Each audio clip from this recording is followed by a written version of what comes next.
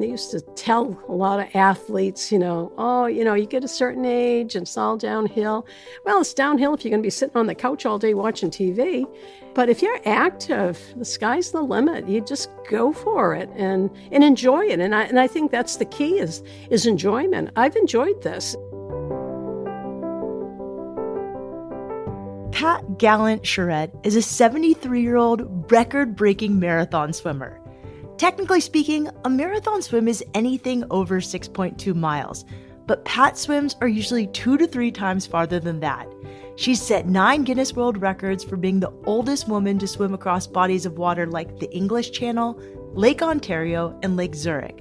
She's been swimming marathon distances for more than 2 decades and has even been inducted into the International Marathon Swimming Hall of Fame. Unlike a lot of record-breaking athletes, Pat doesn't use a fancy fitness tracker, and she doesn't have a crazy training schedule or an intensive nutrition plan. Instead, she keeps things pretty natural. I'm Shelby Stanger, and this is Wild Ideas Worth Living, an REI Co-op Studios production brought to you by Capital One. Pat Gallant-Charette has lived in Maine her entire life, and she has the accent to prove it. Listen to how she says words like yards and shark. We only had a short distance to go, a couple 100 yards, but at the halfway mark, my brother screamed shark. When she's not swimming, Pat loves working in her garden, beekeeping, and tapping her own maple trees. She has 2 kids, 3 grandchildren, and she worked as a nurse for much of her life. Pat didn't take up open water swimming until she was in her 40s.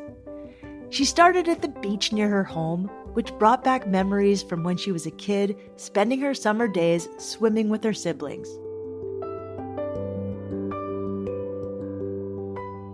Pat Gallant-Charette, welcome to Wild Ideas Worth Living. I'm really excited to talk to you about open ocean swimming and record breaking. Thank you so much for inviting me. So, okay, you're such a badass. I didn't realize you had 9 Guinness records. I want to talk to you. I'm a little bit of a swimmer, mostly because I'm always a broken runner. So then I go swimming. But I'm curious, you're this really badass open ocean swimmer, and in this world, you're an absolute legend. But what were you like as a kid and young adult? What was your relationship with swimming? Well, I grew up with 6 brothers and a sister, and we loved going to the lakes and to the ocean and, really enjoyed it. I was a strong swimmer as a teenager. But as I got older, I went on to nursing school, got married at the age of 21, started having children. And all of a sudden, 20 years goes by, and here I am, in my 40s. And then tragedy struck my family. My youngest brother, Robbie, at the age of 34, died suddenly of a heart attack. And he was a competitive swimmer at Northeastern University. He did some open water swims. One was the Peaks to Portland here in Portland, Maine. That's a 2.4 ocean mile swim. And at the time, I was in my mid-40s, and my son, who was in high school, he was 16, said he wanted to swim the Peaks to Portland as a tribute to his Uncle Robbie. And I remember saying to my son, Tom, that's so sweet. I wish I could do the same. And he said to me, well, Ma, you can if you try. And, I took a step back from that because I considered myself a spectator mom.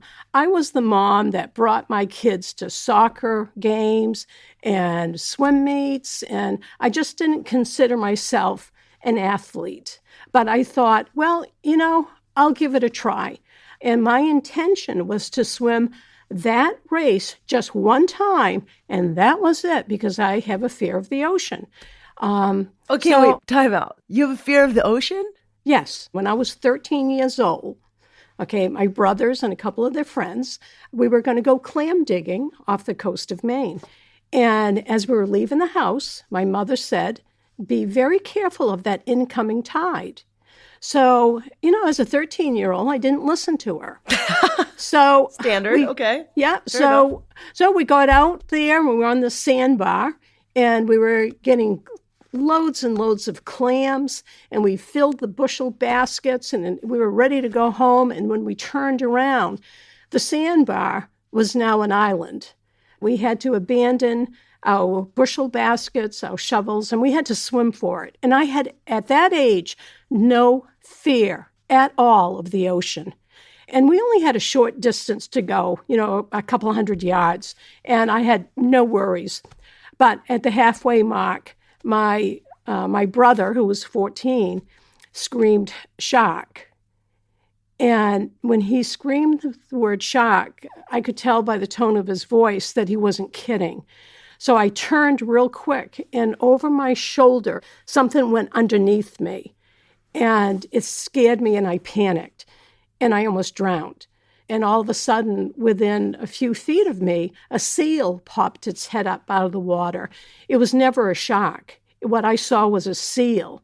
But it frightened me so that from that day forward, the only time I would go into the ocean, the depth was up to my waist.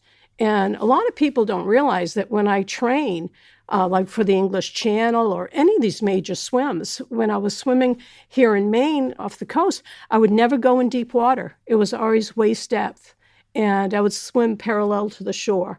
So that's why for the Peaks to Portland, I was only going to swim at that one time. And the day of that event, I can remember just feeling overwhelmed because I was about the age of 48 at the time. And I remember just being around all these young athletes. And, here I was, an older athlete. And I said I was only going to do it one time. But at the halfway mark of the 2.4 ocean mile swim, something clicked. I just fell in love with the sport. I mean, it was so unique to swim past, this historic Fort Gorges that we have in the middle of Casco Bay, and to, see lobster boats going by and hear the sounds of seagulls squawking. I just loved that environment that I decided that I was going to continue swimming that. And it was a yearly event. But then I noticed about the third year of swimming the Peaks to Portland that I was getting stronger. And I didn't expect that because as a nurse, I was taught in nursing school that, after the age of 30, 40, it's all downhill. And I was never expecting that I was going to be getting stronger and my endurance was going to skyrocket. Never imagined that. So I decided that I was going to swim twice the distance, but at a lake. And I did that. And I remember, it took me about 4 hours to swim it, and I felt fine. And I said to my husband, I think I can go twice the distance. So I trained for another year, and I ended up swimming across Big Sebago Lake. And the distance was probably, 10 miles. And I remember when I finished, I wasn't tired. And I remember saying to my husband, I said, I think I can go much further than this. And I said, I think I'm one of those endurance athletes. And he says, well, why don't you try the English Channel? The English Channel is one of the most famous marathon swims in the world. It's almost 21 miles long, and the waters there hover around 60 degrees Fahrenheit with strong currents.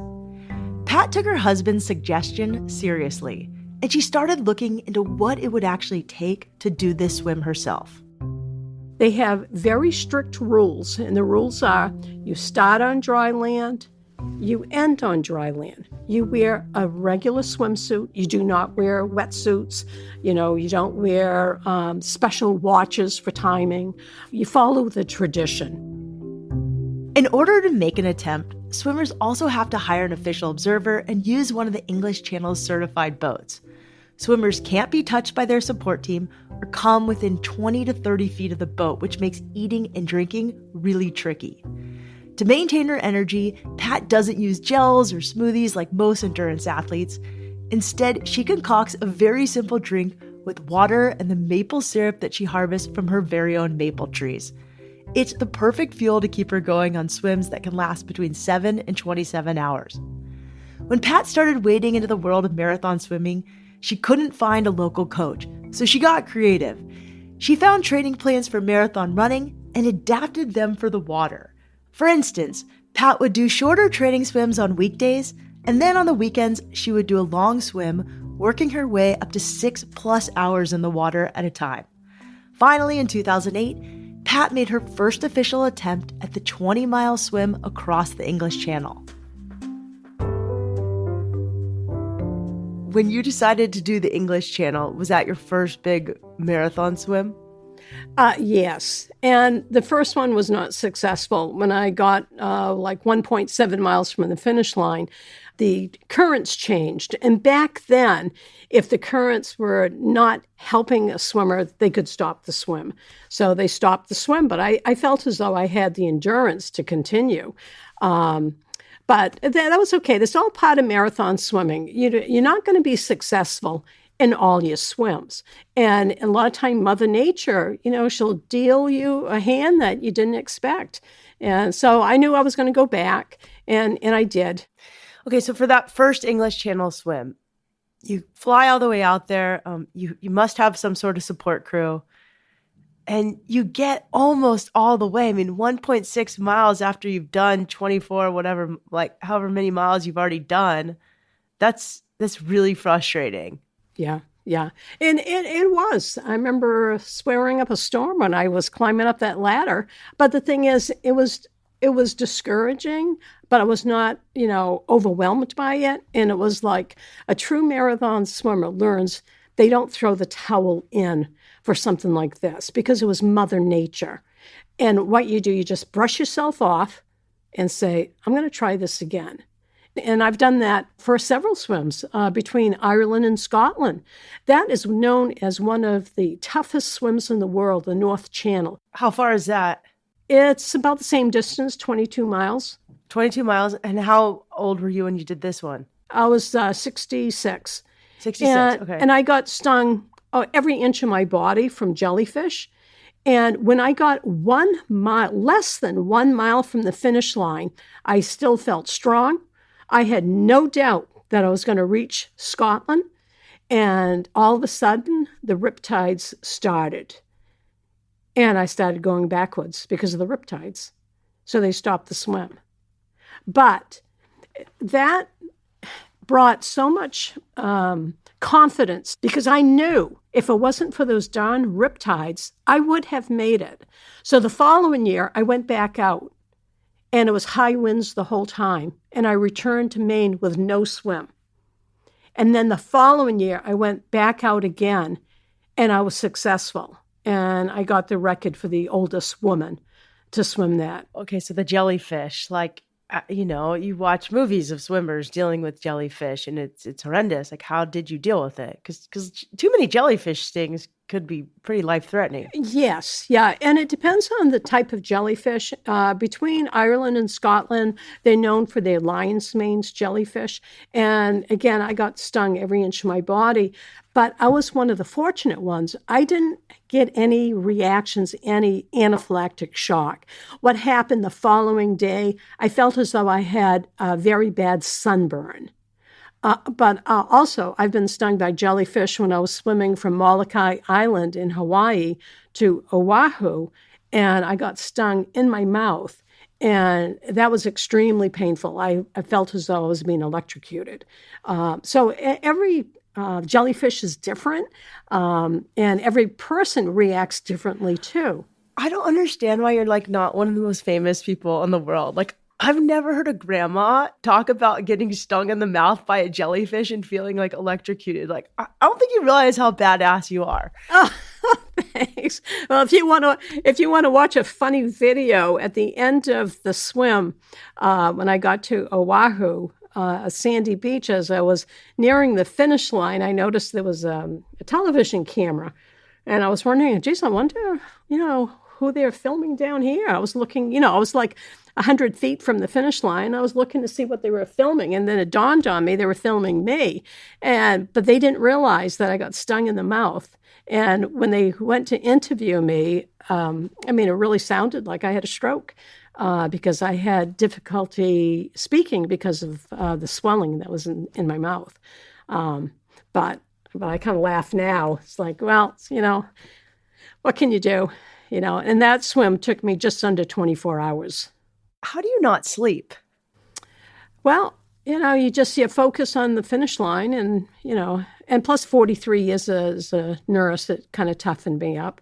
And after having children, you pull some all-nighters with your kids, when they're crying or sick. So, but the longest swim I had ever done was Lake Ontario between the United States, the mouth of the Niagara River, and the Port of Toronto in Canada. That was about 34 miles. And that took me just over 24 hours. And that was probably, out of all the swims in my career, the toughest one. Why was it so tough? They have these upwellings. It's like a jet stream of cold water coming from the depths. So you could be swimming in comfortable water temperature, like high 60s, and all of a sudden, with one stroke, you're in this pool of water that feels like it's the low 40s. So when I started my swim, water temperature was comfortable, and I was out probably 3 miles when all of a sudden I felt the first upwelling, and I felt like I was swimming in ice water. And that was for a short time, and then I was back in comfortable water. And no sooner than I was in the comfortable water, and all of a sudden I was right back in that cold water again. And that went throughout the whole swim. But again, it's like, it's all part of marathon swimming. Mother Nature wins every single time. When we come back, Pat tells us about some of her most memorable swims and shares her advice for trying new sports as you age.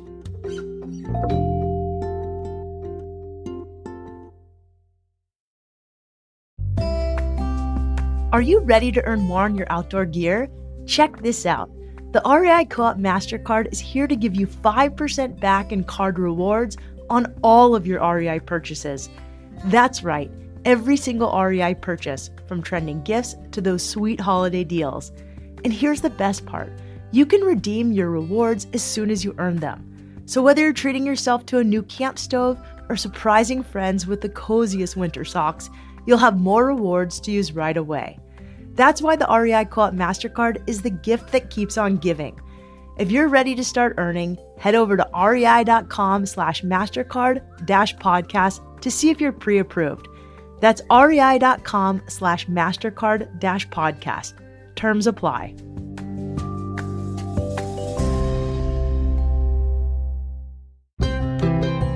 Celebrate the spirit of women who explore the outdoors with the all-new Inquire Mid collaboration from REI and Danner. The exclusive Inquire Mid hiking boots are available in 3 limited edition colorways, great for hitting the trail or strolling through town. The Inquire Mid is fully equipped with Danner dry waterproofing, a stable trail guard platform, and a custom Vibram outsole, delivering incredible grip on wet and dry surfaces. Plus, with their all-new Woman's Precision Fit, you'll experience superior heel support and a roomier toe box for unmatched comfort. Whether you're heading up into the mountains or out for a cappuccino with friends, the Inquire Mid has you covered. And the cherry on top, you can extend your boot's life with Danner's recrafting services. Limitations apply. Check out the new Inquire Mid collection at your local REI or at rei.com today.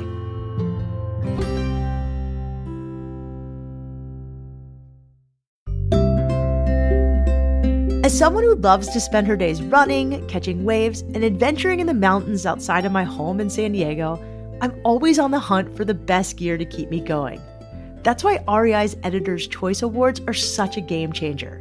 Their roundup of best-in-class gear is rigorously tested by members and staff for months, even up to a year. They consider everything from product performance to environmental impact, so we end up with gear that truly lasts. REI just announced the latest Editor's Choice winners for fall and winter. So if you're in the market for some new outdoor goodness, head to rei.com/editors-choice to check out the award-winning gear. That's rei.com/editors-choice.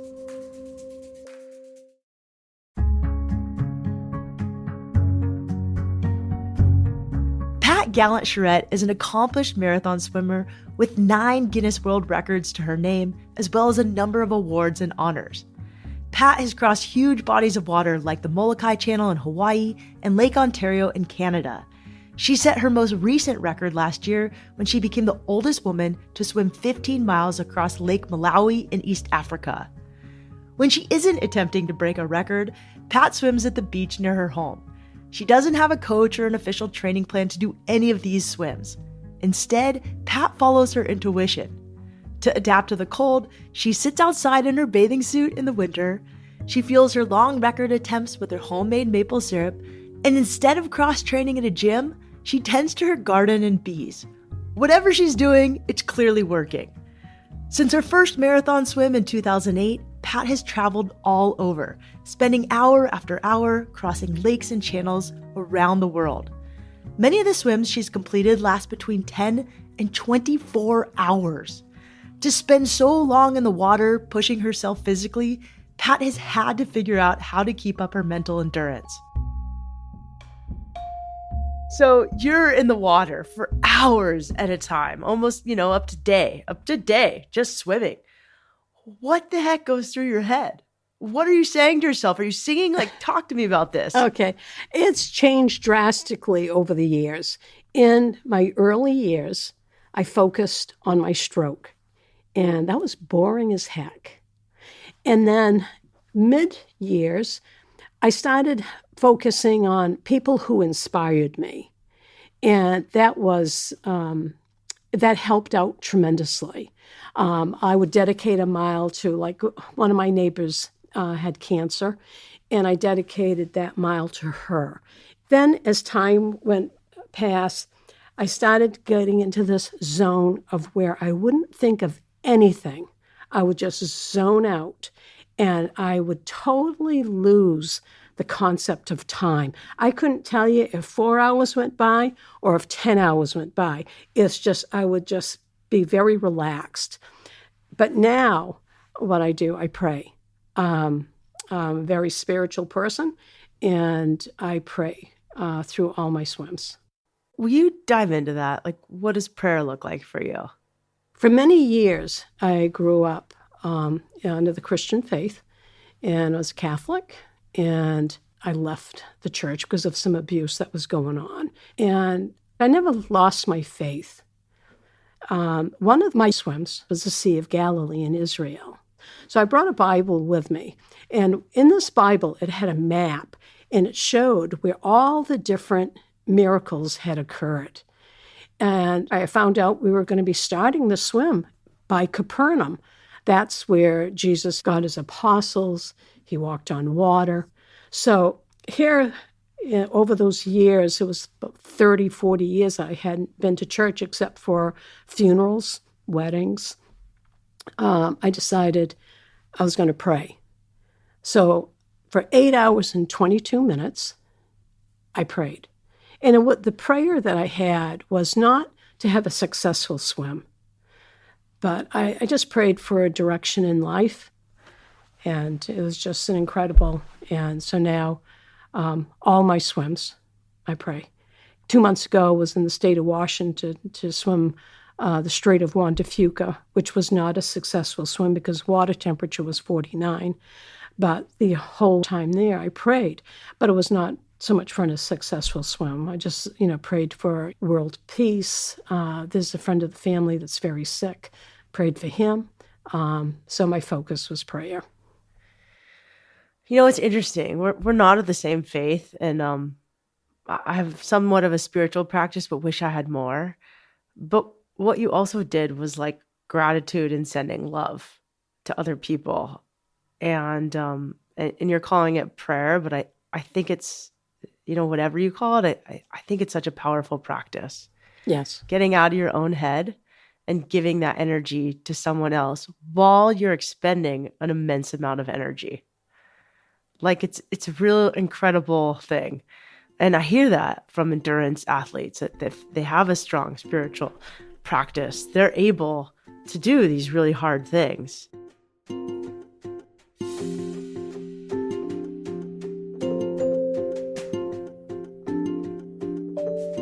Besides that swim in Israel, what would have been some of your more memorable swims? Oh, I've had so many.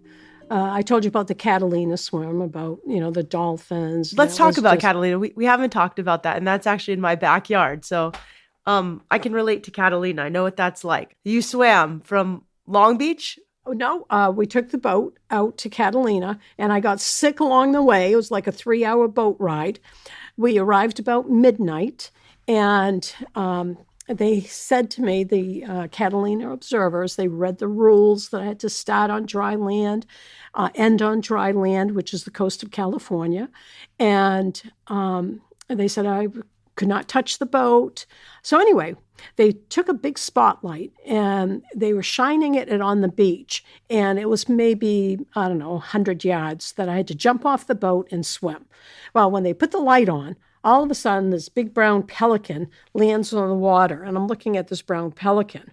And the next thing I know, the Catalina flying fish. I have never seen flying fish in my life, but Catalina is known for their flying fish.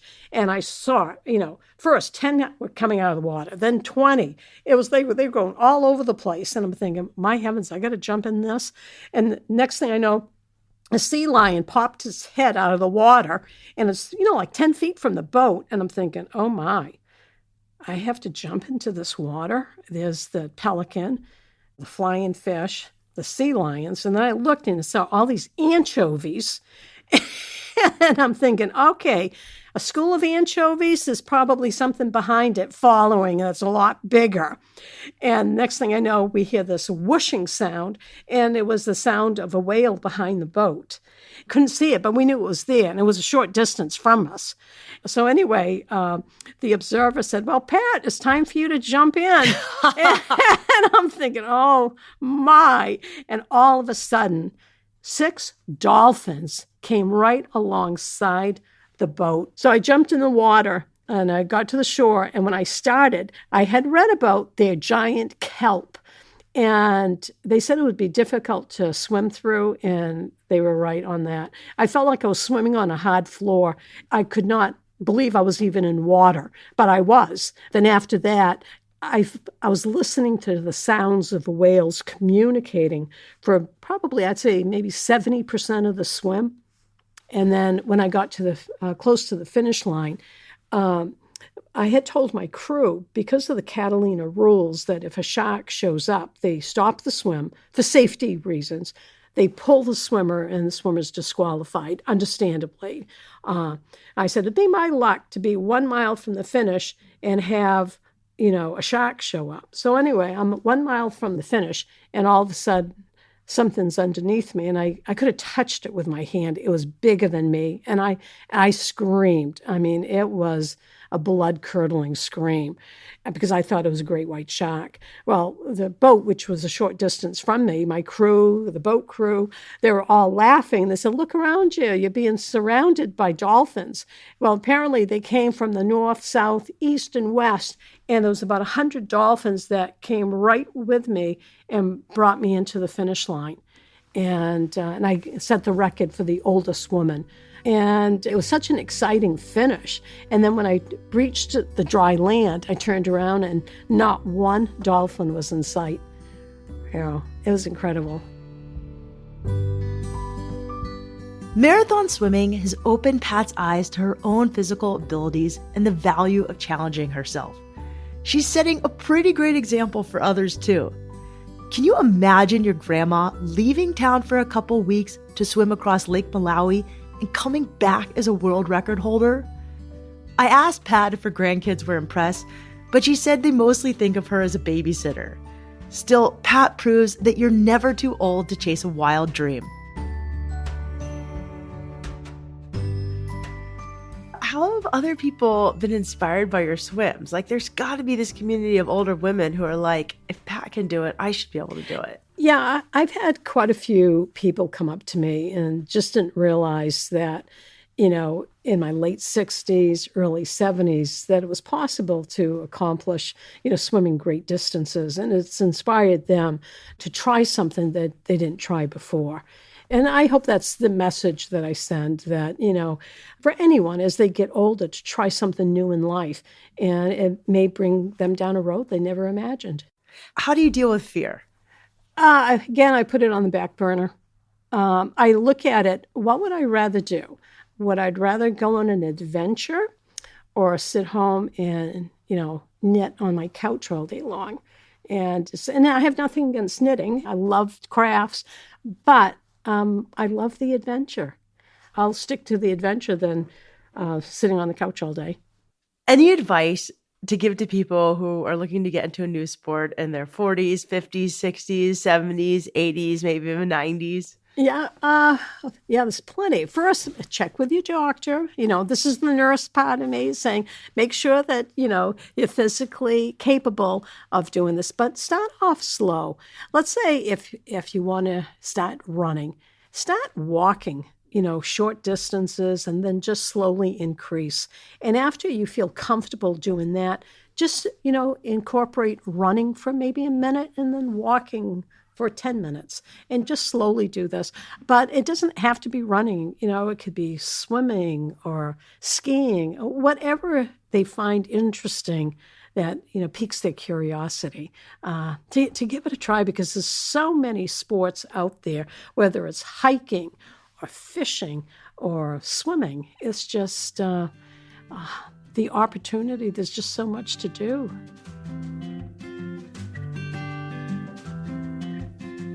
I can only dream that I'm training for something as wild as a marathon swim when I'm in my 70s. I love that Pat isn't letting age hold her back. Sometimes you have to push beyond the boundary of what those around you think is possible in order to find your joy.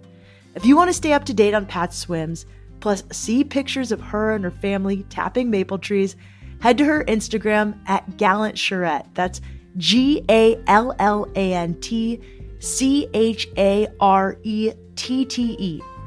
Next year, Pat's hoping to swim 12.5 miles across Lake Titicaca in Bolivia, which is 12,500 feet above sea level. If you liked this episode, you should check out our interview with Melissa Kegler, who set a world record swimming the ice mile. That's when you swim 1.2 miles in 39-degree water.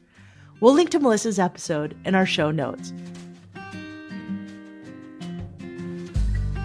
Wild Ideas Worth Living is part of the REI Podcast Network. It's hosted by me, Shelby Stanger, produced by Annie Fassler, Sylvia Thomas, and Sam Pierce-Nitzberg of Puddle Creative. Our senior producers are Jenny Barber and Hannah Boyd. Our executive producers are Paolo Motola and Joe Crosby. As always, we love it when you follow the show, take time to rate it, and write a review wherever you listen.